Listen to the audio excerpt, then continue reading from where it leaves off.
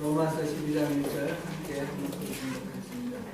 그러므로 형제들아 내가 하나님의 모든 자비하심으로 너희를 권하노니 너희 몸을 하나님 기뻐하시는 거룩한 산제사로 드리라. 이는 너희가 늘 영적 예배게 하라. 아멘. 전 지난 주일에 여러분과 만나는 한 번의 기회로 알고 그리스도인으로서 참된 신앙생활을 하기 위해 가장 핵심적인 것 한 가지를 말씀을 전했습니다. 뭔지 기억나십니까? 하나님의 음성을 들을 때 마음을 완고하게 하지 말라 하는 그런 내용이었습니다. 그러면 대안은 무엇이죠? 대안으로는 친밀함과 격려함으로 주님 말씀을 듣고 나가자 그런 내용이었습니다. 근데 또 이렇게 네 번의 기회를 더 이렇게 하나님이 허락하셔서 주셨는데 여러분들하고 같이 네 번 더 얘기하실 수 있어서 지난 주일에 전해드린 그 메시지의 연장선상에서 우리 그리스도인이 반드시 기억해야 할 네 가지 신앙 권리를 나누어서 전해드리도록 이렇게 하겠습니다. 우선순위죠. 우선순위로 지난번 말씀 그 첫 번째, 그 다음에 네 번 이렇게 말씀 전하겠습니다. 여러분 이 시간 예배에 나오시면서 여러분이 갖는 기대가 무엇입니까? 이 예배를 통해 무엇을 얻기를 원하십니까? 하나님이 주시는 위로와 평안인가요? 아니면 영적 갈급함의 해소인가요? 오늘은 예배가 어떠해야 하며 어떤 예배를 하나님이 기뻐하시는지 우리는 어떤 기대감을 가지고 예배에 임해야 하는지 성경 말씀 몇 군데 찾아보면서 예배에 대해서 우리 한번 생각을 해보도록 하겠습니다. 가장 먼저 우리가 생각해야 될 것은 연락하시는 예배입니다. 우리가 제기한 이 주제에 답을 얻기 위해서 제가 다른 질문을 하나 드려봅니다. 창세기 4장에서 보면 가인과 아벨이 하나님께 제사를 드렸는데 아벨과 그 제물은 받으시고 가인과 그 제물은 받지 않으셨다 하였습니다. 여기서 우리가 먼저 유념해야 할 것은 우리가 예배한다고 무조건 다 받으시는 것이 아니라는 것입니다. 받으시는 예배가 있고 받지 않는 예배가 있다는 것입니다. 그러면 왜 아벨의 제사는 받고 가인의 제사는 받지 아니하셨을까요? 이 부분을 우리 창세기 4장 1절부터 5절까지 나오는 말씀이니까 성경을 읽으면서 생각해 보겠습니다. 창세기 4장 1절부터 5절까지. 제가 지난주에는 우리가 하나님 어떤 건 듣고 기도해서 하나님 응답하시면 그게 전부가 아닌 줄 우리가 기억하라 그랬습니다. 우리가 신앙생활에 착각할 수 있는 것들이기 때문에 그렇습니다.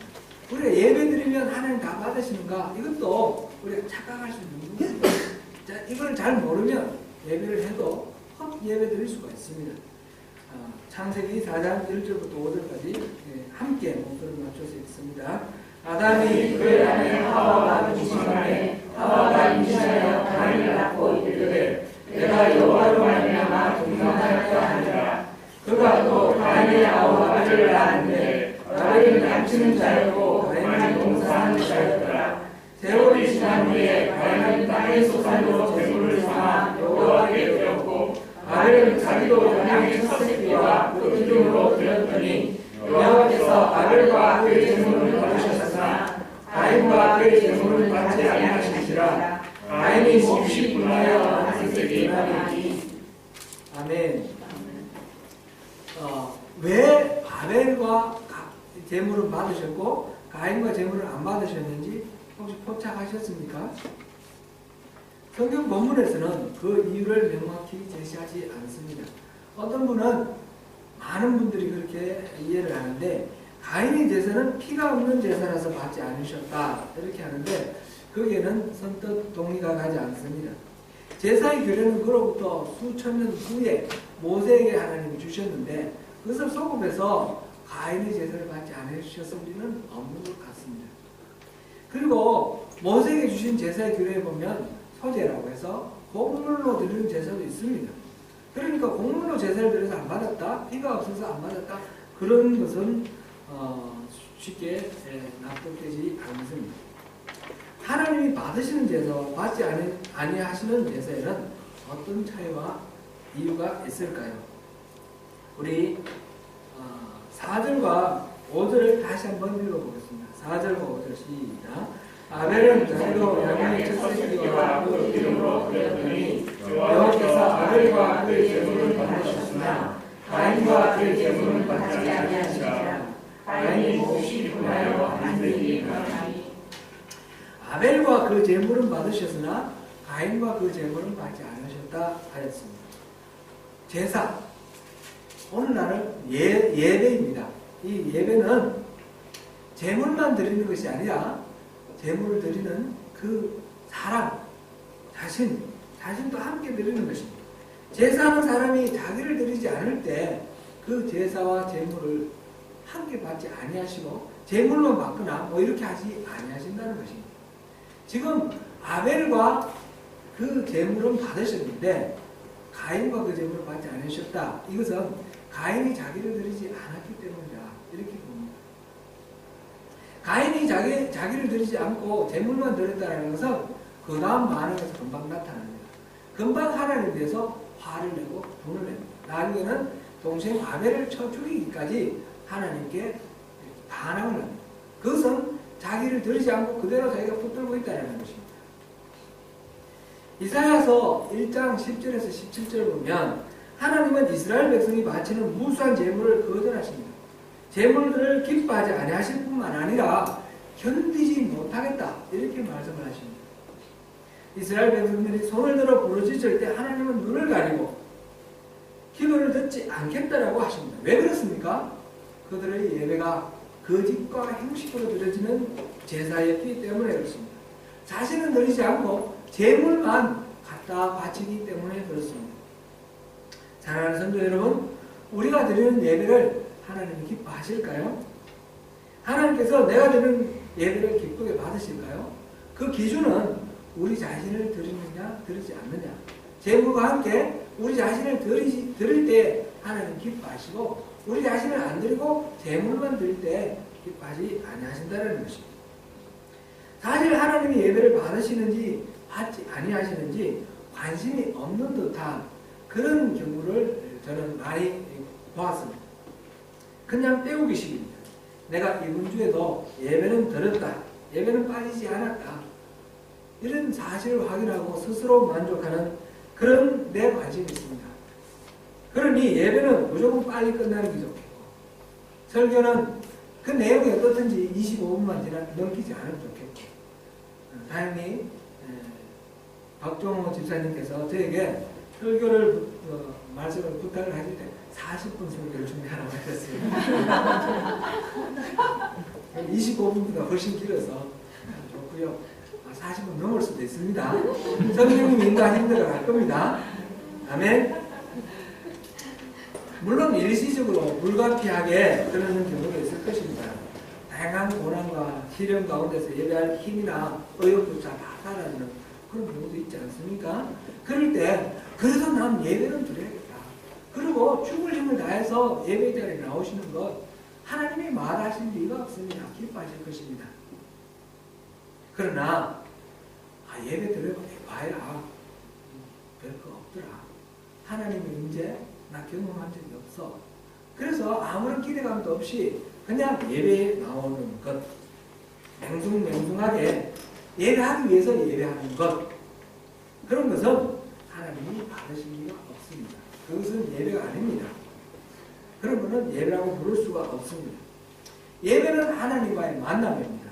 사귐입니다. 하나님은 예배 받으시기 위해서 우리를 창조하셨습니다. 그리고 예배 받으시기 위해서 우리를 구원하셨습니다. 지난번에 우리 출애굽기 잠깐 내용 보면서 이집트에서 노예 생활하고 있던 이스라엘 백성들을 해방시키라고 모세를 통해서 바로에게 하나님이 말씀하실 때 반드시 하신 말씀이 있었습니다. 그들이 광야에서 나를 섬길 것이라. 출애굽하신 목적은 그 이스라엘 백성이 하나님을 섬기는 하나님의 백성이 되도 하나님 백성 삶보다 그렇게 출애굽시키셨습니다. 예배는 피조물인 우리들의 존재 이유입니다. 그러므로 예배에 대한 아무런 기대감 없이 예배하는 그리스도인이란 성립되지 않습니다. 사랑하는 성도 여러분, 기대감을 품고 예배하시기 바랍니다. 나의 예배를 받으시고 기뻐하시는 하나님을 기대하시면서 그 하나님을 꿈꾸며 예배하시기 바랍니다. 전 교회가 어려운 가운데 있음에도 불구하고 하나님을 만날 열망을 품고 예배하시는 여러분들이 참 감동스럽습니다. 이 마음을 잃지 마십시오. 그러나 혹시라도 여러분 가운데 자기의 오름을 입증하기 위해서 나 예배 빠지지 않는다, 난 그래도 예배하는 사람이다, 그걸 입증하기 위해서 이 자리에 계시다면 그 마음을 내려놓으십시오. 예배는 번제처럼 드려야 합니다. 하나님이 기쁘시게 받으시는 제사, 제물과 함께 자신을 드리는 제사를 잘 이해하기 위해서 레위기 1장 1절부터 9절까지를 읽어보겠습니다. 오늘 성경 본문은 주보에는 한 구절만 올렸지만 세 구절입니다. 창세기 4장 1절부터 5절까지, 그리고 레위기 1장 1절부터 9절까지, 그리고 로마서 12장 1절까지입니다. 레위기 1장 1절부터 9절까지 한번 읽어보겠습니다. 천천히 보도를 맞춰서 레위기입니다. 레위기 구약 성경 여러 가지 성경으로 147쪽입니다. 함께 읽습니다. 시작. 여호와께서 대만에서 모세를 부르시고 그에게 말씀하여 이르시되 이스라엘 자손에게 말하여 이르라. 너희 중에 누구든지 여호와께 예물을 드리려거든 가축 중에서 소나 양의 예물을 드릴지니라. 그 예물이 소의 번제이면 흠없는 소스로 대만에서 여호와께 꿀에 받으심으로 드릴지니라. 그럼 번제물의 머리에 안수할지니 그를 위하여 뒷골에 받으심이 되어 그를 위하여 속죄가 될 것이라. 그는 여호와 앞에서 그 수송아지를 잡을 것이요 아론의 자손 제사장은 그 피를 가져다가 해만 나는 앞 제단 사람을 뿌릴 것이며 그는 또 그 번제를 받은 걸 벗기고 닭을 들 것이요 제사장의 자손은 나중에 불을 붙이고 그 위에 나무를 걸어놓고 아론의 자손 제사장은 그 닭과 머리와 기름을 제단의 그 위에 있는 나무에 걸어놓을 것이며 그 내장과 정강이를 물로 씻을 것이요 제사장은 그 선물을 제단에서 불살라 번제를 드릴지니 이는 바제가 여호와께서 향기로운 냄새니라. 네. 번제는 구약의 제사 가운데 가장 기본적인 제사입니다. 지금 레위기 1장부터 쭉 나오는 제사 종류에 기본적으로 5가지가 있죠.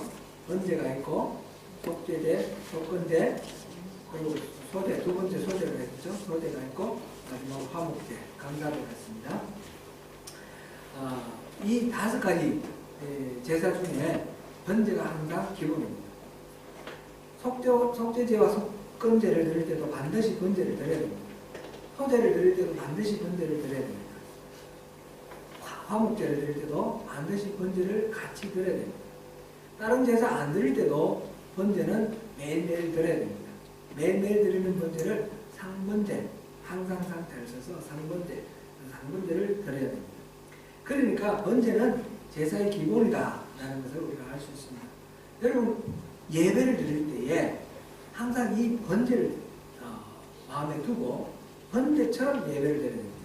예수님께서 화목제물 되심으로써 우리는 다시는 짐승을 잡는 제사는 드리지 않습니다. 그러나 그 원리, 번제의 원리로 예배를 드려야 합니다. 번제를 드리는 사람이 소나 양 이런 흠이 없는 제물을 이끌고 성막에 들어서면 제단 오른편 그 마당에서 제물을 잡는데 먼저 제물 머리에 손을 얹고 안수를 하고 나의 죄를 전부 이 짐승에게 전가시킵니다. 떠넘깁니다. 그래서 내가 죽어야 되는데 나 대신 이 짐승이 죽는 겁니다. 그 짐승을 잡는데 먼저 피를 받고 가죽을 벗기고 각을 뜹니다.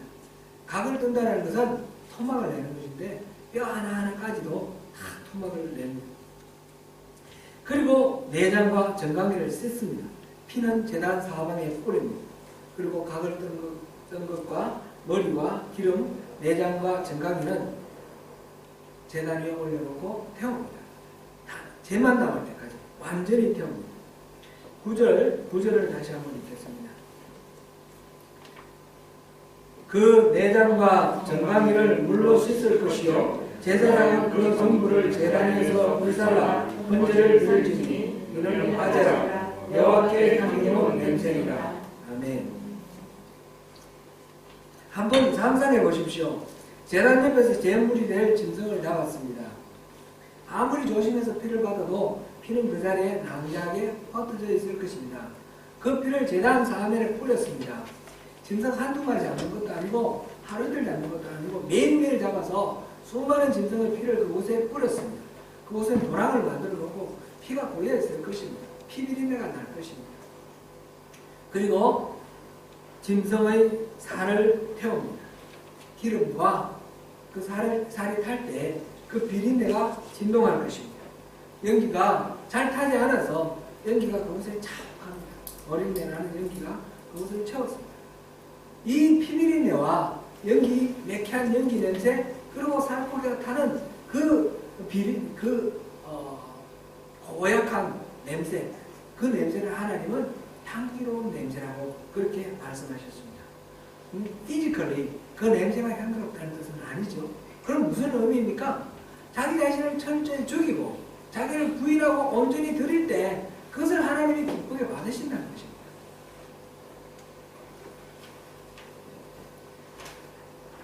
자기 자신을 완전히 하나도 남겨주시고 완전히 태울 때 하나님은 기쁘게 받으십니다. 잠깐 한두 가지 더 여기서 짚어볼 부분이 있습니다. 재물을 잡고 피를 받고 뿌리고 이거는 이렇게 하는데 짐승을 죽이고 피를 받는 것은 누가 했습니까? 제사장이 합니까? 아니면 제사하는 사람이 합니까? 4절 4절 5절을 한번 읽어보겠습니다. 그래서 4절 그는 누구일까요? 제사하는 사람입니다. 그죠? 제사하는 사람이 짐승을 끌고 와서 4절 5절 그는 번제물의 머리에 안수할지니 그를 위하여 기쁘게 받으심이 되어 그를 위하여 속죄가 될 것이다.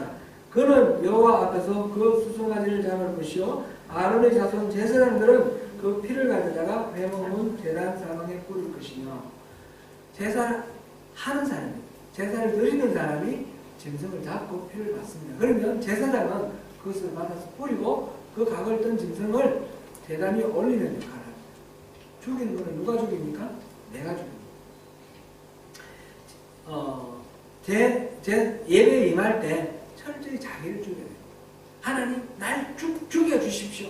날 죽게 해주십시오. 그게 아닙니다. 죽이는 건 내가 죽이는 것입니다. 그리고 다 태워드리는데 안 태우는 거 한 가지가 있습니다. 그것이 뭡니까? 이거는 레위기 7장 8절을 보면 번제를 드릴 때 가죽은 태우지 않고 제사장 몫을 한다 그랬습니다. 가죽은 그 껍데기입니다. 하나님 앞에 나갈 때에 그 껍데기, 겉모습, 포장하는 거 이거는 필요 없다는 것입니다. 오직 죄와 허물이 있더라도 꾸미지 않는 진실한 내면, 참된 나를 주님 앞에 올려드립니다. 내 마음대로 생각하고 판단하며 죄를 궁리하였던 이 머리도 자릅니다. 할지 못할지 저질렀던 이 손 자릅니다. 갈 때 못 갈 때 아녔던 이 다리를 자릅니다. 그리고 내밀하게 아무도 모르는 나 혼자만 간직하고 있는 그 비밀한 죄, 그 내장, 그것도 내어서 씻어서 올립니다. 몸뚱아리를 자릅니다. 그래서 완전히 모든 존재, 내 자체 전체를 주님 앞에 태워 올리는 것, 그것이 번제이며 그럴 때 하나님이 기뻐하신다는 것입니다. 주님이 연락하시는 예배, 그것은 우리를 온전히 올려드리는 예배입니다. 그것이 바로 그 모형이 바로 번제입니다. 피비린내와 노린내 진동하는 그 제사를 하나님은 향기로운 냄새로 받으셨습니다. 에베소서 5장 2절에 보니까 예수님이 십자가를 지신 그 사건을 향기로운 제물이라고 표현했습니다. 예배는, 참된 예배는 우리가 예수님의 그 십자가에 참여하는 것입니다. 예수께서 제자들에게 말씀하셨습니다. 아무든지 나를 따라오려거든 자기를 부인하고 자기 십자가를 지고 나를 쫓을 것입니다. 십자가를 지는 것은 자기가 죽는 것입니다. 자기를 부인하고 자기를 바치는 것이 참된 예배입니다. 말씀을 통해 찬양과 기도를 통해 나를 부인하고 나를 십자가에 매어 달 때 하나님이 나를 받으시고 나를 새롭게 지어주십니다. 새롭게 창조해 주십니다. 그것이 예배의 사건입니다. 예배의 주인은 결코 우리 자신이 될 수 없습니다. 예배를 받으시는 하나님이 예배의 주인입니다. 예배를 통해서 우리가 만족하는 것이 아니라 하나님이 만족하셔야 합니다. 우리는 예배를 통해서 어떤 만족도 기대해서는 안 됩니다. 찬양을 불러도 이 찬양을 통해서 감동스러운 어떤 노래, 그것으로 우리가 감동받는 것으로 만족해서는 안 됩니다. 오직 곡조가 붙은 기도로 하나님 앞에 우리가 아랠 때에 하나님이 우리 찬양을 받으시고 기뻐하시는 것, 그것만을 기대해야 합니다. 목사가 지금 설교를 하는데 설교를 들을 때에 설교는 기본적으로 캐리그입니다. 신앙 고백이 아니고 어느 간증이 아닙니다. 교육 이런 것이 그런 것이 아니고 설교는 말씀을 선포하는 것입니다. 오늘날 설교가 많이 타락하였습니다. 목사들이 많이 타락하였습니다. 그래서 설교로 제대로 하지 못하는 경우들이 많습니다. 설교는 캐리그입니다. 선포입니다. 설교를 들을 때 하나님의 말씀으로 들어야 합니다. 소목사 설교 좀 잘하는데 지난번보다 훨씬 많이 나아졌는데 이런 설교를 평가하는 마음이 있다면 그런 설교 듣는 마음이 아닙니다. 선포되는 말씀이 나를 찔러야 합니다. 나를 해보해야 합니다. 내 안에 숨어있는 죄와 악들을 잘라내고 그것을 다 번제로 태워드릴 수 있도록 그렇게 해야 합니다. 성령의 불로 다 태워 죄만 남을 때 하나님께서 향기로운 냄새라 받으십니다. 이 말씀은 목사의 말을 무조건 냉동하라는 뜻은 아닙니다. 분별이 필요합니다. 설교라는 이름으로 자기 주장을 내뱉고 거짓말을 통하는 경우가 너무나 많기 때문입니다. 예배가 부패하였습니다. 그러나 그 분별의 기준이 내가 되어서는 안 됩니다. 나의 가치관, 내가 생각하는 기준, 그것이 우리가 분별하는 그 기준이 되어서는 안 됩니다. 오직 그 기준은 하나님의 말씀이 되어야 합니다. 성경 내용에 맞는지 그것만 우리 분별의 기준이 되어야 합니다. 성경 구절을 인용한다고 해서 성경적인 그런 설교가 되는 것은 아닙니다. 문맥을 봐야 되고 하나님의 성품에 맞는지도 물론 봐야 합니다. 사도행전 17장 11절에 언급된 베레아 사람들처럼 간절한 마음으로 말씀을 받고 이것이 그러한가 상고하는 그런 우리의 태도가 필요합니다. 내가 기준이 아니라 성경에 나오는 하나님 말씀이 기준이 되어서 그래서 끊임없는 교육과 훈련이 필요합니다. 사랑하는 성도 여러분, 지금 여러분 마음에 혹시 초라도 이 설교를 통해서 저를 평가하는 그런 마음이 있다면 내려놓으시기 바랍니다. 오직 하나님이 지금 이 순간 여러분에게 무엇을 말씀하시는지 그것에만 초점을 맞추십시오. 담임 목사 청빙 과정에 있습니다. 불가피한 그런 상황이라고 생각됩니다. 보니까 저와 신동국 목사님이 이렇게 마지막으로 이렇게 올라있군요. 우리 감리교 남태평양 지방 감리사님이십니다. 여러분, 저나 신동국 목사나 말씀을 전하실 때 이 말씀 설교 어떻게 잘하나 그런 기준으로 듣지 마십시오.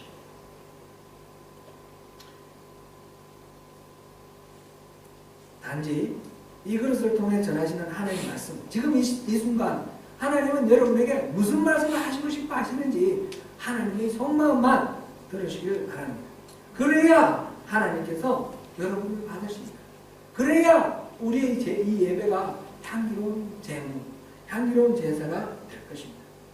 하나님이 연락하시는 예배는 삶으로 드리는 예배입니다. 예배는 번제처럼 철저히 자기 부인이 이루어지는 예배입니다. 온전히 우리 자신을 드리는 그런 예배이어야 합니다. 이제 어떤 기대를 가지고 예배에 임해야 되는지 답을 얻으셨습니까? 하나님이 임재하시고 나를 친밀하게 만나주시는 것을 기대하십시오. 주님이 나의 찬양을 받으시며 기뻐하시고 나에게 주님의 속마음을 털어내 놓으시는 그런 것을 기대하십시오. 나는 비록 죄와 허물이 많지만 나는 감히 주님 앞에 나아갈 수 없지만 예수님께서 흘리신 십자가의 그 보혈의 공로로 우리가 주님 앞에 나아갈 때에 내 모습 이대로 받아주시는 그 하나님을 기대하며 주님 앞에 나아가십시오. 다만 내가 감출 것 없이 따로 떼어놓는 것 있어서는 안 되겠죠. 내 전 존재를 고스란히 주님 앞에 내놓을 때에 내 육신과 내 지성과 내 의지, 이 감성, 모든 것들을 주님 앞에 내놓을 때 영혼까지 번제처럼 온전히 주님 앞에 올릴 때에 주님이 기뻐하시면서 나를 받으십니다. 그리고 주님이 영으로 채워주시고 주님이 나를 새롭게 지으십니다. 교회에 사람이 많이 모이고 프로그램이 많고 음악이 아름답고 장식이 화려해서 그래서 살아있는 교회가 아닙니다. 그래서 살아있는 예배가 아닙니다. 살아계신 하나님과 우리가 만나는 이 살아있는 만남이 있어야 됩니다. 그래야 역동적인 예배, 우리가 새로워지는 예배, 삶이 변화되는 예배, 이 예배를 통해서 이 죄와 악이 가득한 이 세상 속에서 우리 살아갈 힘을 얻는 그런 예배, 능력 있는 예배를 드릴 수 있는 것입니다. 그런데 이런 예배는 구별된 시간, 구별된 장소, 이렇게 주일날 드리는 이 주일 예배, 수요 예배, 이것만으로는 이루어질 수가 없습니다. 예배자 자신을 드리는 예배여야 한다고 그랬습니다. 그러므로 이런 예배는 온전히 내 전체를, 내 삶 전체를 다 하나님 앞에 드려야 할 때 가능합니다. 이 사실을 직접 언급하고 있는 것이 바로 신약성경 로마서 12장 1절입니다. 로마서 12장 1절 다시 한번 읽겠습니다. 같이 목소리를 맞춰서 읽습니다. 시작. 그러므로 형제들아, 내가 하나님의 모든 자비하심으로 전하는 너희 몸을 하나님이 기뻐하시는 거룩한 산 제물로 드리라. 이는 너희가 드릴 영적 예배니라. 아멘. 너희 몸을 드리라. 이것이 영적 예배다. 그렇습니다. 영적 예배라고 그러면서 왜 영을 드리라 하지 않고 몸을 드리라 했죠? 몸을 드리지 않으면, 우리 몸이 가 있지 않으면 아무것도 이루어지는 것이 없기 때문에 그렇습니다.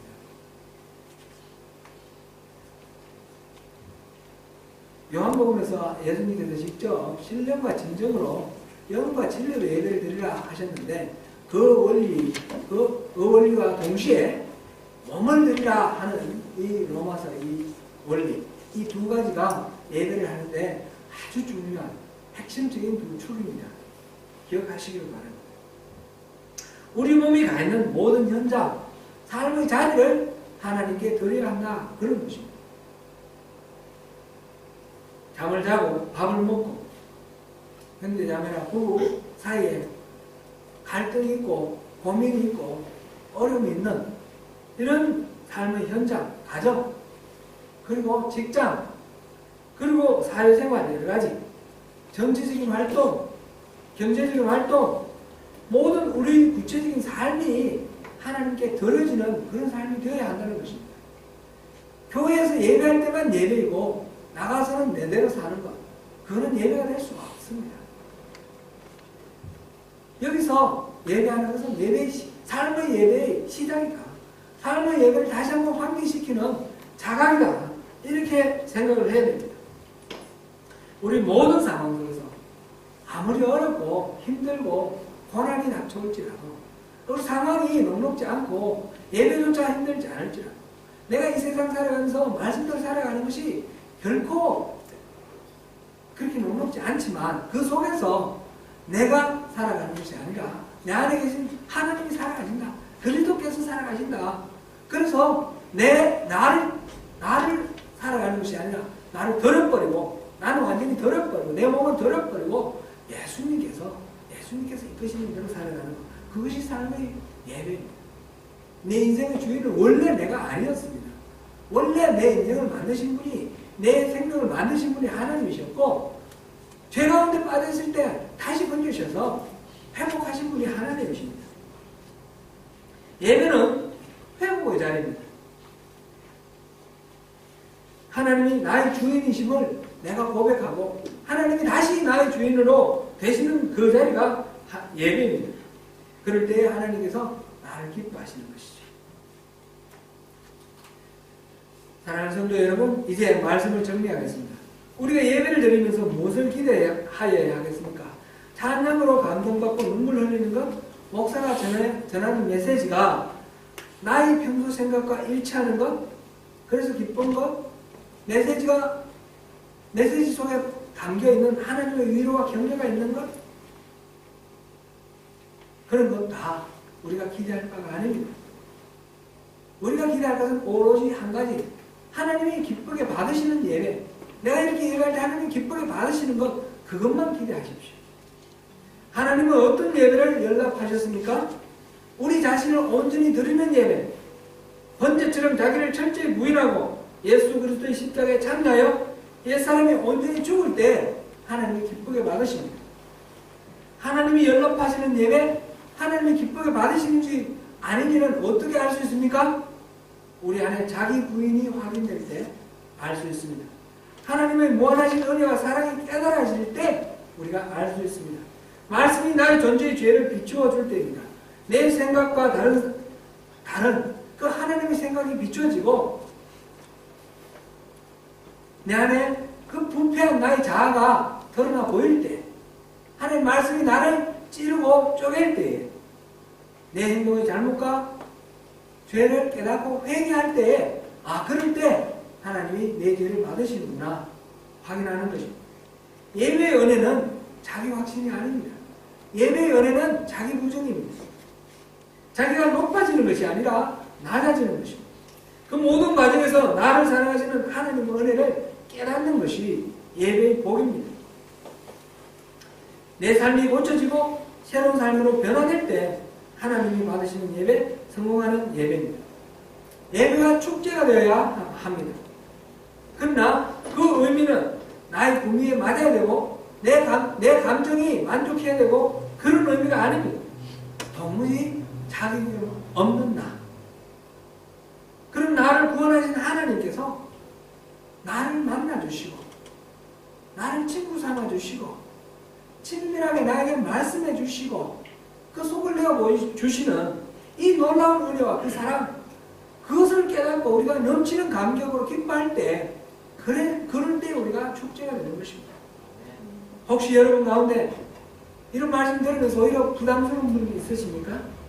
나는 참으로 하나님이 기뻐하시는 예배를 드리고 싶은데 지금도 감이 잡히지 않아 답답하신 분, 그런 분에게도 소망이 있습니다. 그 답답함은 내 안에 와 계시는 성령님이 계시기 때문에 느끼는 답답함입니다. 그 간절함을 붙드십시오. 오히려 아무 관심도 없고 그저 무덤덤하고 그런가? 그러면 그것이 오히려 문제입니다. 하나님의 음성을 듣고 마음이 완고해지는 것이 저주고 그것이 재앙이라 했습니다. 사랑하는 성도 여러분, 번제처럼 온전히 자기를 부인하시고 태워 죽이는 가운데 하나님이 기쁘시게 받으시는 예배로 주님을 만나시기 바랍니다. 십자가에서 내 죄로 인해 죽으신 예수를 바라보고 부활하셔서 내 안에 오신 예수님을 바라보십시다. 우리 삶의 모든 영역에서 무엇을 하든지 나의 삶을 받으시는 그 하나님께서 기쁘시게 받으실 한 제물로 우리 자신을 드리십시다. 기쁘게 연락하시는 주님으로 인하여 새롭게 빚어지고 또 재창조되는 은혜를 매일매일 예배 때마다 경험하시는 우리 모두가 되시기를 축원합니다. 우리 잠깐 함께 기도하면 좋겠습니다. 주님, 내가 무슨 마음으로 예배하러 왔는지 내 마음을 다시 한번 돌아보겠습니다. 주님, 혹시 내가 만족을 위해서 내 만족을 위해서 예배하러 나왔다면 우리를 비춰주시고 회개합니다. 내려놓습니다. 오직 주님 한 분만 만족하시면 됩니다. 주님 한 분만으로 나도 만족합니다. 그런 기도로 주님 앞에 우리 자신을 돌아보고 예배를 대하는 우리 자세를 돌아보고 회개하시면서 다시 한번 주님 앞에 서는 그런 시간이